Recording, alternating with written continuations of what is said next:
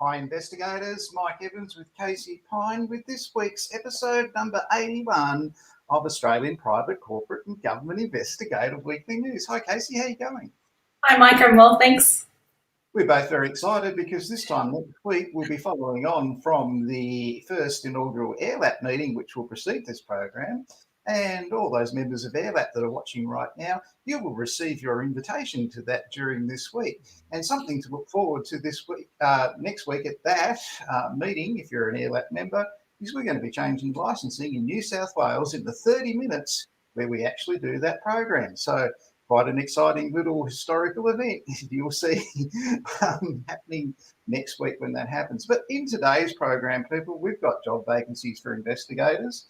We've got issues that have arisen out of the week, and we've got contemporary OSINT practices with Casey coming up. But the first thing I'd like to do is look at some of the job vacancies that have happened this week. So here they are. MJM down in Sydney are looking for a surveillance operative. So get in touch with MJM.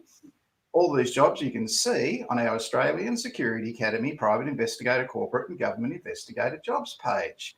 Now, this job page is the reference page for government investigation, private investigation and corporate investigation job vacancies throughout Australia. You have to ask to join it. Just type that in the search on Facebook and I'll join you personally. So go there to find all these jobs, and there'll be more. I don't put them all up. So MJM looking for a surveillance operative. This one's for a superannuation fund down in Melbourne. Now, this is what we call a corporate investigation job vacancy. You don't need a don't need an investigator's license for this.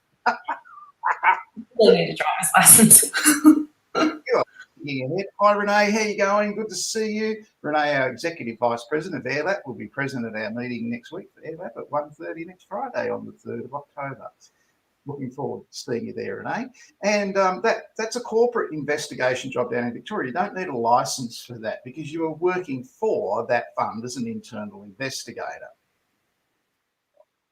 Security Risk Education Advisor is wanted by Queensland Rail in Brisbane. Now, if you're one of the many students from the Australian Security Academy who graduated with a Diploma of Security Risk Management or a Certificate for in Security Risk Analysis, and you have a Certificate for in Training and Assessment, that is a really great job.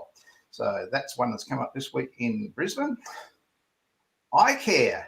This was unthinkable 12 months ago when their CEO was ripping them off the tune of millions. They now want to conduct an integrity lead investigator at iCare in New South Wales. Now, that wasn't important 12 months ago, but it's important now that the horse is bolted and they're shutting the gate. So what a great job. If you've got a certificate for in government investigations or a diploma of government investigations, that's a corporate investigation role that you will be able to take on with iCare in New South Wales. Down in Victoria, WorkSafe are looking for a Director of Investigations. Now, if you're going to end up being Director of Investigations for WorkSafe Victoria, you're going to be paid very well. So see this job, people, on our Facebook page. So go there and have a look at it. That job's there, and who to contact, where to go, all be there, how to apply. 48 government investigators are wanted by the State Revenue Office of Treasury down in Victoria. If you've got a certificate for in government investigation, you're currently not working, you want to earn over $71,853 a year plus superannuation, you can collect debts for the Treasury Department from people who have been fined for transgression of the rules in relation to COVID-19. So people have been having parties and church services and riots and meetings and weddings that they weren't allowed to have, and they've been fined. You can go out and collect the money off them. So they want 48. So they got 45 permanent, 3 casual roles for that down in Victoria at the Department of Treasury. Got a certificate for in government investigation. It'll be highly valued because they only just completed their diploma of government investigation at Treasury last year. So they value nationally recognised qualifications. You have your certificate for people, you'll go right up to the top of the list. Now, I can hear you saying, why aren't the Sheriff's Department down in Victoria doing that? Because that's their role. That's what they usually do. Well, they're busy with their normal work. This is an increased workload from people flouting the rules down in Victoria, and you're going to be collecting that money from those people. So it's nothing to do with the Sheriff's Department. Where was I? Sorry. Up in Brisbane, Adjuster Corp are looking for a factual investigator. They don't want to know about you if you're a surveillance investigator. They only want factual investigators. We'll be talking about that in detail later on. So that's a great role up in Brisbane for a licensed private investigator at Adjuster Corp. Really great firm. Quantum Corp are looking for factual investigators in Sydney. They're also looking in Victoria as well. So great opportunity there with Quantum Corp to get into private investigations. They really develop talent at Quantum Corp. Manager of fraud leakage, I spoke to you this about last week at Petshaw in Sydney. So that's one that I did promise to talk to you about this week. Things got a little bit carried away with what's been happening. I'll talk about the leakage next week. ProCare, great team at ProCare, really great team at ProCare, great investigation agency. They're looking for surveillance operatives down in Adelaide. So that's MJM and ProCare who are looking for surveillance operatives. And there's MJ again. They're looking for passionate factual investigators located in Victoria. So you've got to be licensed to have this role. This is a licensed private investigator role, just like ProCare's was a licensed private investigator role, and MJM's was a licensed private investigator role. So, and Adjuster Corp's was a licensed private investigator role. So don't forget, people, all those job vacancies, you can see them on our website, or if you can't figure that out, wherever you're watching this from, you can hit replay after it, see who the firm is and Google them. Just stop the video at a certain point and go, oh, MJM, I'll Google them. And you'll see on their page, they'll have a contact for job vacancies, positions vacant, that sort of thing on their page. But don't forget, our Australian Private Investigator, Corporate Government Investigator jobs page is dedicated to those investigation vacancies. Casey, you come back this week to tell us a little bit more about OSINT and some tips and techniques. So what do you got for us this week? I sure have. I will just grab my stuff. So last week I spoke about phonebook.cz, where I typed in queensland.gov.au and it came up with all of these email addresses. So you can type in any domain. For those of you who didn't see this last week, you can type in any domain you like and it'll bring up any emails that have been leaked. And so this is all open source. This isn't hacking. This isn't illegal. These are just things that are on the internet that this website has pulled together and have made a list of it. And now I'm going to show you the next tool is how to confirm whether these are current email addresses or not. So there's two different websites I like to use. One is verify-email.org, and you just sign up using a Gmail account. I just use my sock puppet Gmail account, so they don't have any of my real information. And you can do, I think it's 30 emails. If you see there, I uploaded 69 and it's verified 30, like only done 30 for me, because I think that's the maximum amount you can use with a free account, which 30 is plenty generally. And as you can see that there's 3 emails that were okay and 27 bad emails, and you can download the list of just whichever emails that it said yes to.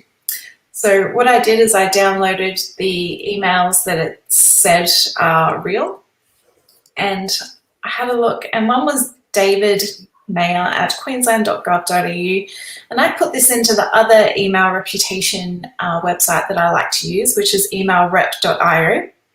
And it says that it has a high reputation, it's not suspicious. This email has been seen in 3 reputable sources on the internet, including LinkedIn, which is always really handy when emailrep.io gives you this kind of information, because then you can pivot off of this to find whoever you're looking for. For For example, I just did some basic Google dorking and typed in site.linkedin.com.au. I wanted David Mayer in Queensland, and it brought him straight up. So he works for the Queensland Government, the Department of Agriculture, Fisheries and Forestry. So that email of his, where is it? Oh, maybe on that one. Yeah, it's real, and he works for the Department of Agriculture, Fisheries and Forestry. So that's some really interesting information on how to find people if you're working in government investigations, or if you're working on behalf of a company that you just want to have a look at these things online to make sure people aren't finding things that they're not supposed to, then that's a really good way.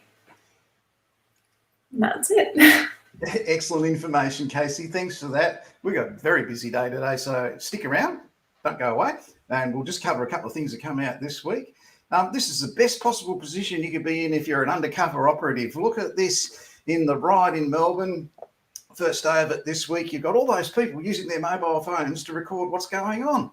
So you're there undercover in your high vis, and you can record just like everybody else. Isn't that great? And I'm sure there'd be about 5 or 6 undercover operatives in that crowd. That's put it mildly. That's not counting undercover police. So this is a good one. This is a happy anniversary for me, but not for the person they're looking for.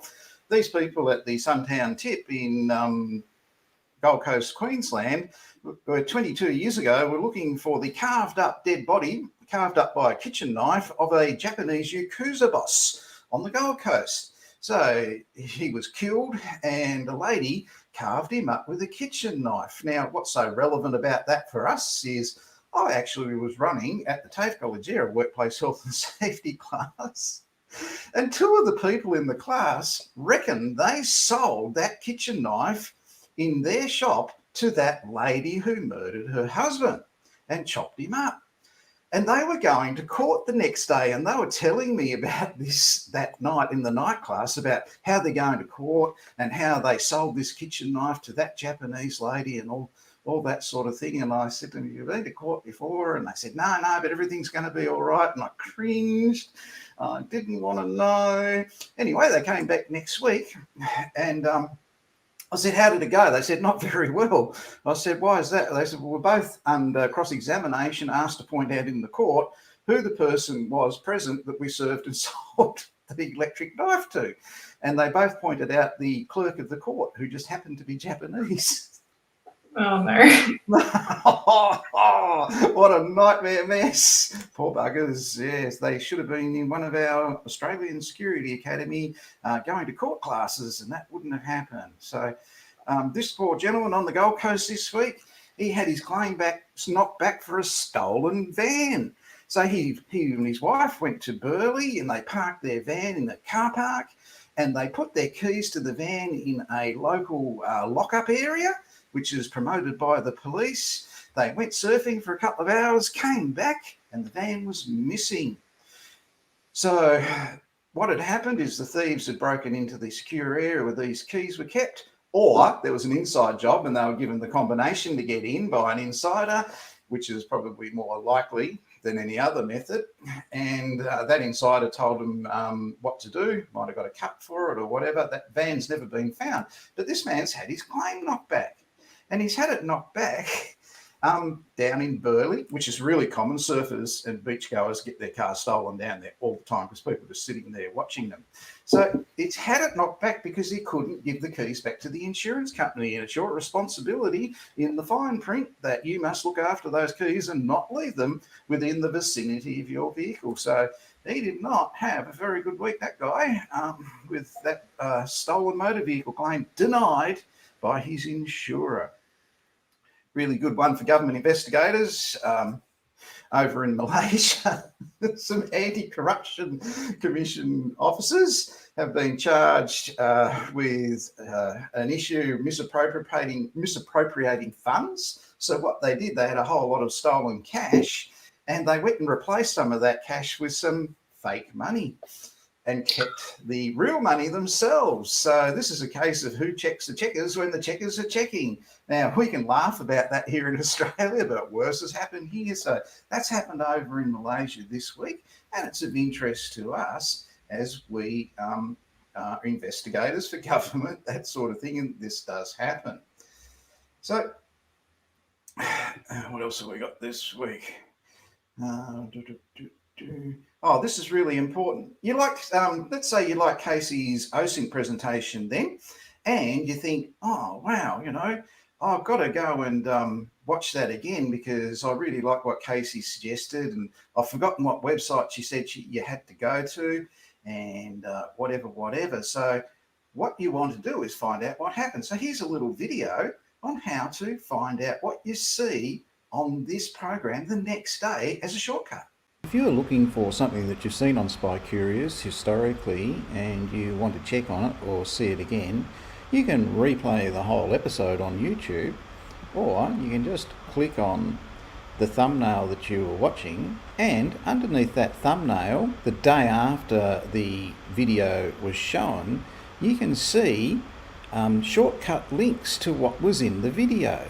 So if you go over here at 2:10 and you want to see that MJM were nominated for an insurance award, you click on that and it comes up immediately.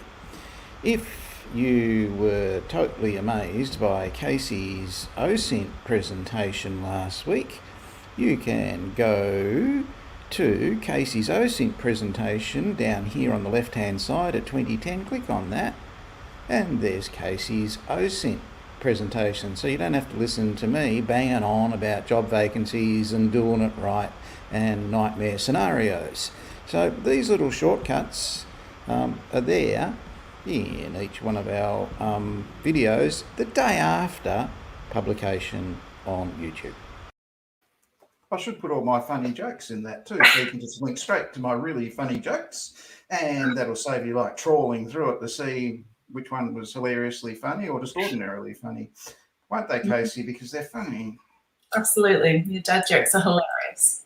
Yeah, no, that's right. Now, this week, this one's come up this week on LinkedIn, and it's a really interesting one for investigators. It's the matter of Prouten versus Chapman. And if you're into your investigations and you're into your statement taking, go to tomorrow to the links down below in the area below and watch and replay this and go to that Supreme Court outcome and read it. It's on the internet, you can find it, and it's really interesting for investigators. Now, what's it all about? Well, Prouten is about this. It's Australia Post motorcycle deliverist, Prouten was, and she worked for Australia Post, and her job was to ride around on a little motorcycle and put letters in people's post boxes. So there's one of maybe motorcycle that looked like that and put letters in the post box. So anyway, one day she's riding along on her bike, and Ms. Prouten's riding along on her motorbike, and there's a caravan in the way on the verge on the road. Now, this is really important. You're not allowed to park on the verge, and the council probably would have had something to say about that had they noticed, but it was in early January. It was really early January, so I think the council most likely will be on holidays. And in terms of that, therefore, the caravan was parked there, being prepared to go away for a trip. Now, this was the second day it was parked there, and she rode around the side of this caravan. And in doing so, there was a bed sticking out that was being made or something like that. And there's two versions of events. Now, this is where it gets messy, and this is where we come in as investigators, where our services are valued by clients, because she's got two versions of events. One says that she rode around the side of the caravan and hit a head. The next version of events in another report says she was putting the mail in the mailbox and the bike toppled over and she hurt her leg, and then she burnt her other leg on the exhaust pipe. So this is quite tricky because it's a $2 million claim that she's put in, and 3 or 4 years after the accident, it's gone to court. And what they've done in this outcome that you can read on the internet, they've looked at all the ins and outs of the foreseeability of the accident and the negligence of the people who put the caravan there. Now, Prouten has sued their home and contents insurance, which covers them for public liability outside of the home. This is across the fence. It's not even inside the boundary of the house. And Prouten's saying that's caused the accident, that's caused me injuries, that's caused me loss. Now, this is really, really important because there's two versions of accident. One where she's hit her head. Now, that could mean that the head injuries made different versions over time because of the actual knock on the head. I'm not making excuses, but it is a possibility. So anyway, the accident wasn't reported till 9 days later, and it was then investigated partially by Australia Post. And you can see the whole outcome in there. But what's really important is there were no witnesses at the time. No one saw it. They're relying on two separate versions of events, and they're relying also on relatives of the plaintiff, that's Prouten, who was injured, to give an account of what life's been like after the accident. So you are the Australian Security Academy investigator. This isn't a police criminal investigation, right? If the police are investigating this, they're going, oh, your caravan parked on the road, elements of the offence, you're not allowed to block the highway runs from the fence boundary to the house across the road's fence boundary, and that's a 202 or whatever. That's what the police would look at, and that's what the ex-police look at. Got nothing to do with what we do. Let's have a look at what we do and how we make statements great again. Making statements is the most valuable skill of a licensed private investigator. Getting an account from a person who was a witness to the occurrence, the accident, the incident, the happening, the injury, the whatever at the time, who was there and saw it with their own eyes, is valuable information when making a decision by courts or tribunals later on. So in the Australian Security Academy course, it's not a police criminal investigation course, it's a civil liability course, and therefore statements are even more important than what is in a limited police statement addressing what the police want to know in terms of offences or elements of the offence, anything criminal. Our statements are in relation to negligence and liability. So in your Australian Security Academy course, you can see all your resources in the middle. The important thing I want to draw your attention to is the bit on the right-hand side.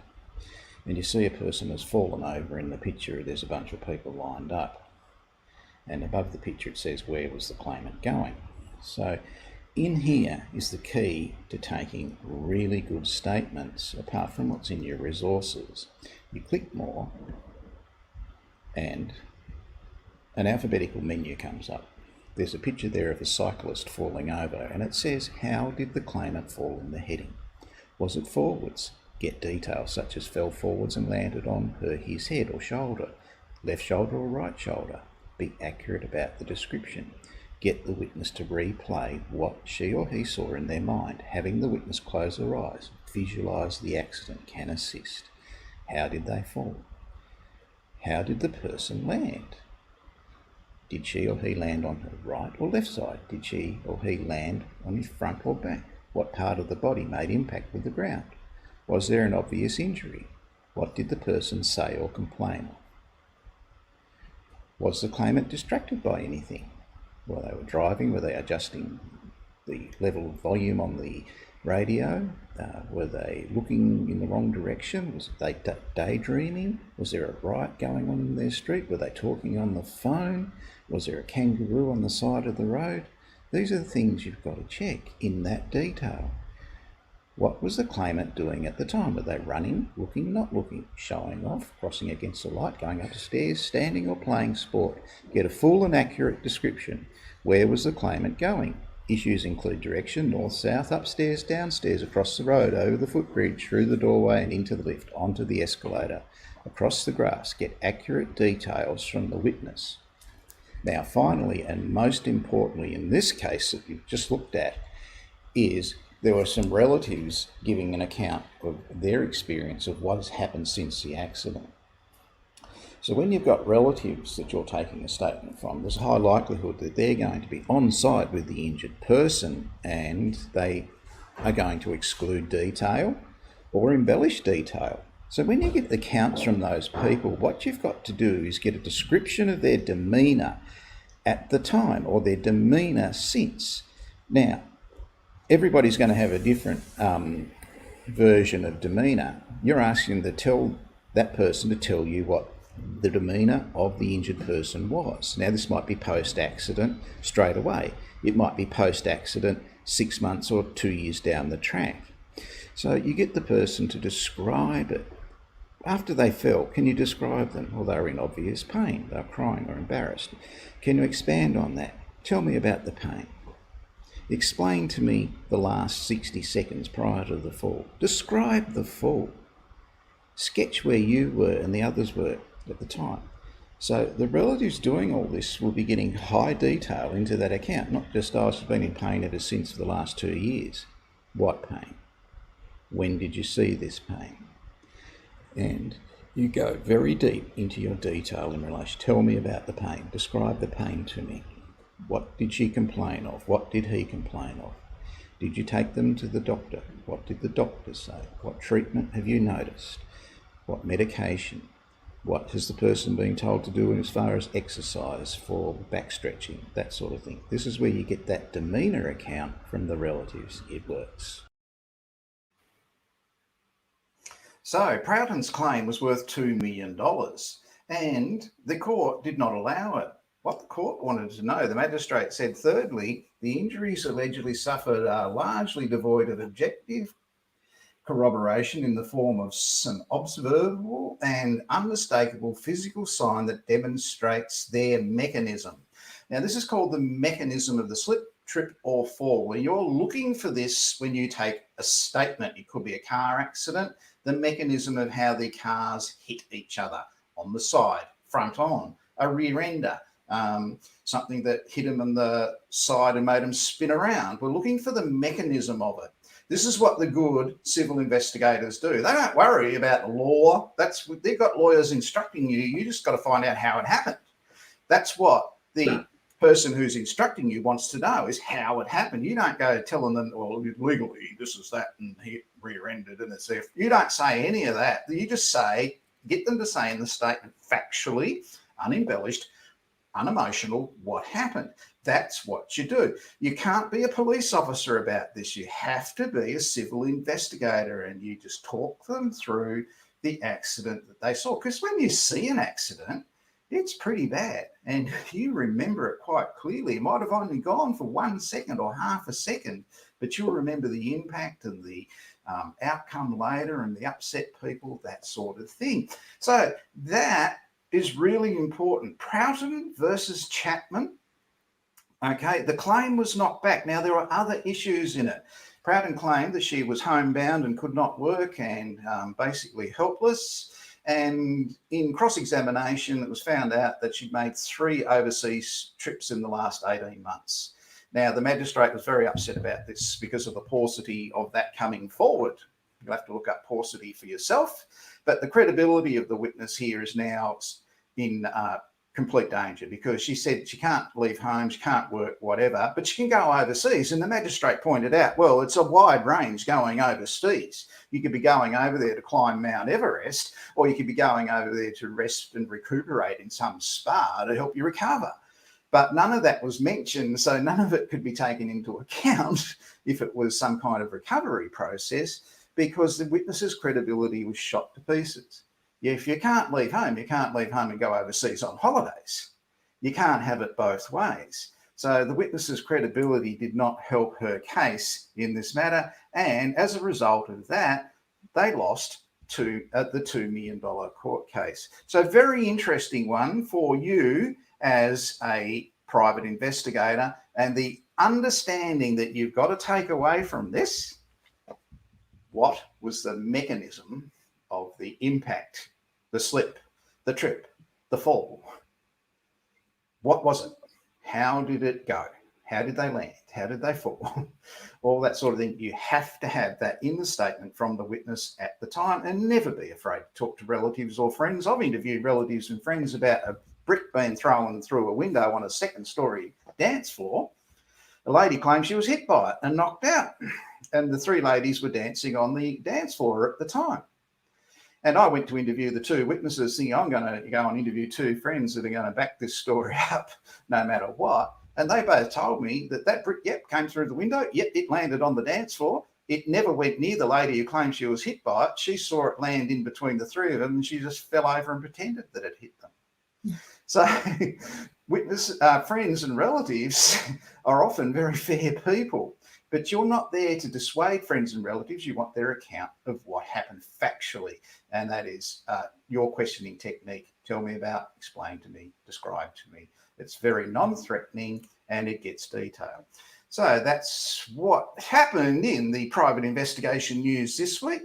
A lot of people have been saying to me that, they're upset about all this going on in Victoria, the police bashing people and corruption and all that sort of thing, and all the riots and that sort. It's nothing new, people. There were land rights protests 50 years ago, 40 years ago. There were sexuality protests, and they got violent 30 years ago. It's an ongoing thing. People will be upset about things and people will change things as a result. Land rights changed as a result of protests. Gerrymander in Queensland was kicked out as a result of protests. I had some experience with myself. I'll just give you a quick little glimpse. When I wrote home, this is a letter from me to my mum and dad. Dear Mum and Dad, I hope you're well. We landed at Eagle Farm in Brisbane by TAA and went by bus to the Gabba. There was a street march protest on the way. Rod Marsh hit a ton at the Gabba that day. After the game, on the way to the train station, we were detained but released when we paid the cops a bribe. We stayed in Tweed Heads when the pub shut in New South Wales at 10. We crossed the border for an extra hour's drinking time. We did not have to pay the New South Wales cops to get out, but we had to pay the Queensland cops to get back in. Wish you were here. Yours sincerely, Mike.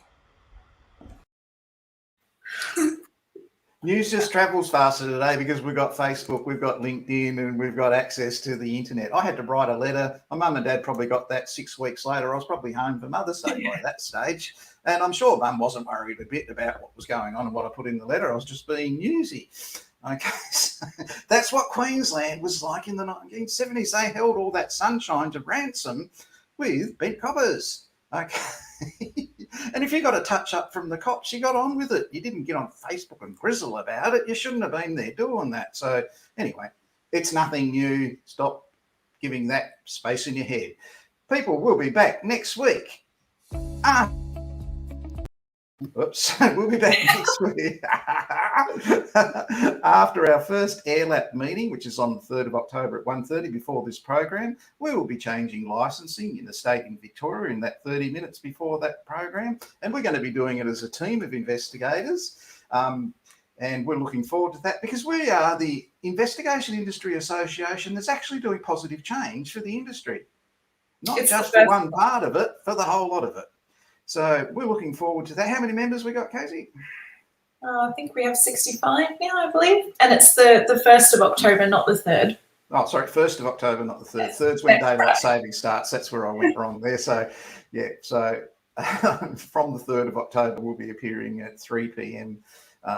Eastern time on this program and 2 p.m. still in Queensland. Okay, people, so that's it for this week. Thanks for coming along, Casey. Really great to have you here for support. Didn't have a lot of people watching today because it's grand final holiday in Victoria. And nobody's noticed, but I've got my Bulldogs bow tie on. And hope both teams do very well. And I hope your team wins, whoever you're supporting. I'm sure my son-in-law enjoyed that cricket part of this program today that I put there in that last video. I'm sure he was there watching Rod Marsh. No, he would have been too young.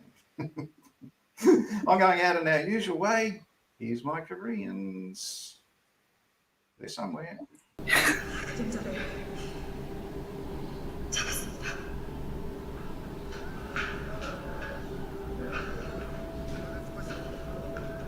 작전 종료. 전원 복귀할 것.